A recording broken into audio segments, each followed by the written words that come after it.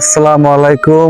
আজকে আমরা বিশাল একটা আকৃতি পকেটে চলে আসলাম, যেটা আমরা কিছুক্ষণ পরে আপনাদেরকে দেখাবো। খুবই ভালো একটা মুহূর্ত, সাথে থাকবেন। আমরা এই মুহূর্তে দেখতে পাচ্ছি আমাদের দেলু ভাইয়া পকেটে আসছে মূলত আদার দেওয়ার জন্য। তো এই যে দেখেন, আদার অলরেডি দিয়ে ফেলছে। আমরা এখন মাছের যেই হাহাকার, যে হইচই, তা আসলে দেলু ভাইয়া, আপনি এই প্রজেক্ট কতদিন ধরে আপনি করতেছেন? আজকে অনেক দিন ধরে। অনেকদিন ধরে। আসলে আপনার অনুভূতিটা কেমন, যে এই যে মাছগুলো এখন লাফাচ্ছে বা আদার দিতেছেন, এটা কিরকম লাগতেছে আপনার কাছে? হ্যাঁ, খুবই ভালো লাগে। খুবই ভালো লাগতেছে। তা আসলে আপনি কি এই ছোটবেলা থেকে আমি দেখতেছি আপনি হাঁস মুরগি গরু ছাগল থেকে মোটামুটি মানে কৃষি আপডেটের যে কাজগুলো দেখতে পাচ্ছি আপনি এগুলো করতেছেন। আসলে আমি ছোটবেলা থেকে আপনাকে দেখতে পাচ্ছি।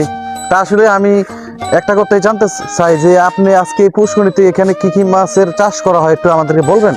এখানে আমাদের জাতীয় মাছ পাঙ্গাস, যেটা এখন জি জাতীয় মাছ হিসাবে পরিচিত।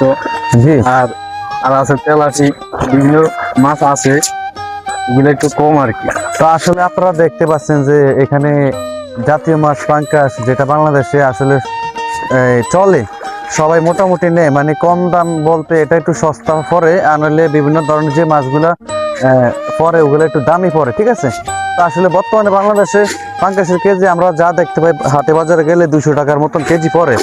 তা আসলে আপনি এখানে পাঙ্গাস